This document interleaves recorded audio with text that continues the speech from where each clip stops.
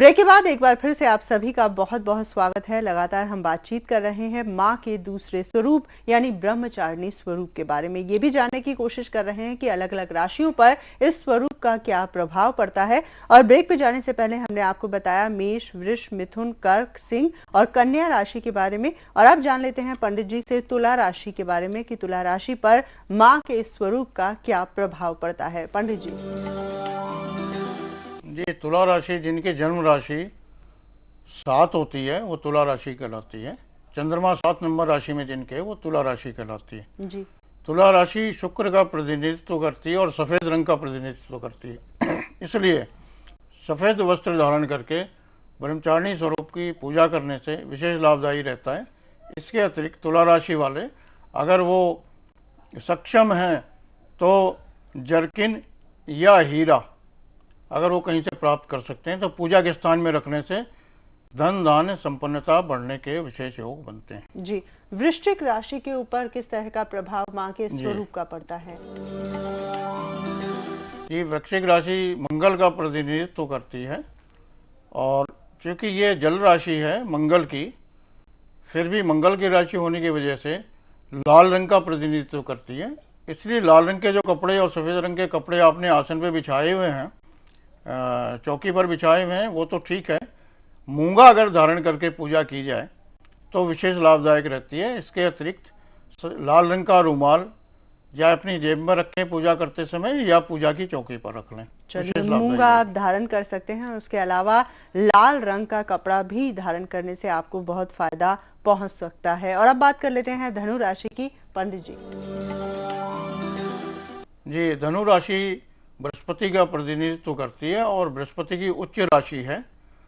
धनु राशि बृहस्पति जो कि गुरु का स्थान रखते हैं देवताओं में, इसलिए क्योंकि ब्रह्मचारिणी की पूजा बड़ी सादगी से करनी चाहिए, इसी प्रकार बृहस्पति देव की पूजा करते समय सादगी से मंत्र विधि विधान से जैसे कि मैंने बताया पढ़ना चाहिए। इसके अलावा पुखराज, ऐसा पुखराज जो कि देखने में सफ़ेद हो लेकिन उसको हिलाने से हल्की पीली किरणें निकलती नजर आए, अगर इस प्रकार के पुखराज को रख करके पूजा करता है जी, तो धन दान संपन्नता में बहुत वृद्धि होने के पूरे अवसर प्राप्त होते हैं। चलिए, इन उपायों को धनु राशि वाले अपना सकते हैं और उसके बाद धन धान्य की आपके घर में कोई कमी नहीं रहेगी। और अब बात कर लेते हैं मकर राशि की। जी, मकर राशि जो है वो चर राशि या राशि मूवमेंट की राशि कहलाती है। मकर राशि का जो प्रतिनिधित्व करते हैं वो व्यक्ति जिनके कि चंद्रमा 10 नंबर राशि में होता है वो मकर राशि कहलाती है। अब क्योंकि इस ग्रह का प्रतिनिधित्व शनि करता है तो शनि का इसमें जो है विशेष धार्मिक, शनि सबसे धार्मिक ग्रह भी माना जाता है। इसलिए मकर राशि वाले ब्रह्मचारिणी स्वरूप की पूजा करते हुए बाकी सब चीज़ें जो कि मैंने बताई उसी प्रकार रखते हुए अगर काले रंग का रुमाल जेब में रख के पूजा करते हैं जो कि काला रंग शनि को प्रतिनिधित्व करता है, या नीले रंग का रुमाल रख के करते हैं, या नीलम धारण करके करते हैं, या नीलिमा धारण करके हाथ में बीच वाली उंगली में जिसको कि आप जो है मिडिल फिंगर बोलते हैं, या पूजा के स्थान में रख करके करते हैं, विशेष लाभदायी योग बनता है और हर प्रकार की धन संपन्नता की वृद्धि होने के पूरे अवसर प्राप्त होंगे। बिल्कुल। कुंभ राशि की अगर बात करें तो जान लेते हैं कुंभ राशि पर माँ के स्वरूप का क्या प्रभाव पड़ता है। जी,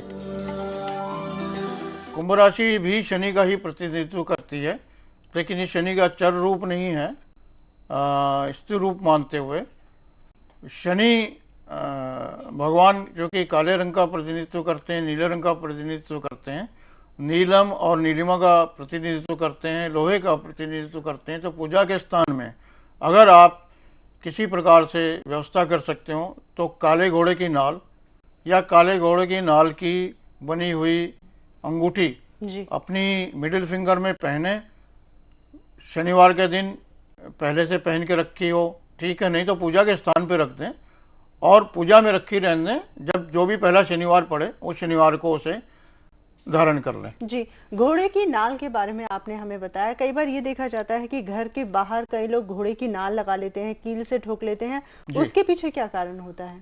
उसके पीछे जो है सिर्फ एक ही कारण होता है कि घोड़े की नाल जो है लोहा शनि का प्रतिनिधित्व करता है और घोड़े की नाल जो है कि घोड़ा जो है बहुत मूवमेंट करता है और शनि जो है उनकी सद्भावना, घोड़े या नदी में बहने वाली नाव, उनके ऊपर विशेष कृपा दृष्टि रहती है। नाव के लोहे से निकाली हुई अंगूठी से भी जो है लोहे से भी अंगूठी बनाई जा सकती है और उससे काफी लाभ मिल और इससे काफी लाभ प्राप्त होता है। बिल्कुल। अब आपसे जान लेते हैं मीन राशि के बारे में कि मीन राशि के ऊपर इस स्वरूप के माँ का जो स्वरूप है उसका क्या प्रभाव पड़ता है।